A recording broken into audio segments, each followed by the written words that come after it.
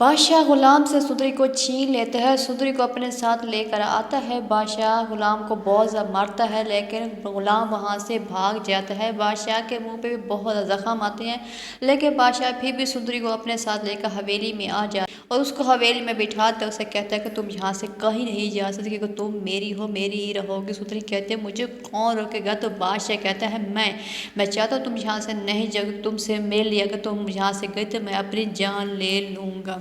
बादशाह गुस्से में घर आता है, तोड़ फोड़ शुरू कर देता, अपने बाप से कहता है कि गुलाम नहीं बचेगा मेरे हाथों से। जब भी गुलाम मेरे हाथ जाए तो मैं उसे सीधा गोली मार दूंगा, क्योंकि गुलाम ने मेरे साथ गद्दारी की है। उसे पता था कि मैं सुंदरी से बहुत ज़्यादा मोहब्बत करता, उसी को ढूंढ रहा हूँ, लेकिन उसने मुझे कभी नहीं बताया कि सुंदरी उसी के पास है।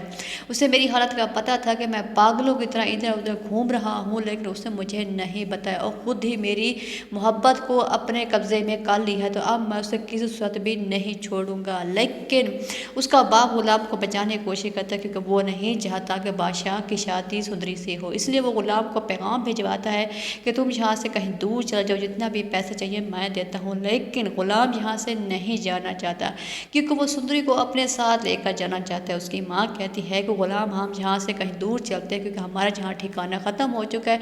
अगर बादशाह को तुम्हारे ठिकाने का इल्म हो गया, वो तुम्हें किसी सूरत भी नहीं छोड़ेगा। तो गुलाम आगे से कहता है कि नहीं माँ, मैं यहाँ से कैसे जा सकता हूँ, मेरी मोहब्बत यहीं पे है, वो मेरा इंतज़ार कर कि मैं उसे बचाना चाहूँगा, लेकिन मैं यहाँ बुज़दिलों की तरह छुप कर बैठा हूँ, मैं उसे बचाने तक भी नहीं गया, इसलिए मैं उसे यहाँ पे छोड़ के नहीं जा सकता। उसकी माँ कहती है अगर ज़िंदा बच गया तो सुंदरी को भी हाथ से कर लेना, लेकिन अभी यहाँ से हमें जाना होगा। लेकिन गुलाम जिद करके बैठा रहता है, वो कहता है कि मैं यहाँ से कभी नहीं जाऊँगा। इधर बादशाह की फूफो कहती है कि अगर तुमने सुंदरी को हाथ भी लगा तो मुझसे बुरा कोई नहीं होगा, कि सुंदरी मेरी बेटी है और मुझसे मिलने के लिए आई है। इतनी अरसे के बाद मुझे अपनी बेटी मिली है, अगर तुमने मेरी बेटी को कुछ भी कहा तो अच्छा नहीं होगा, क्योंकि ये अब मेरी मर्ज़ी से शादी करेगी, वो भी गुलाम से, क्योंकि गुलाम ने पहले ही से मुझे बता दिया था इसके बारे में। मुझे इन दोनों की शादी का भी पता था, मंगनी सबका पता था, लेकिन अब मेरी बेटी शादी करेगी तो गुलाम से करेगी, वो भी तुम्हारा भाई है।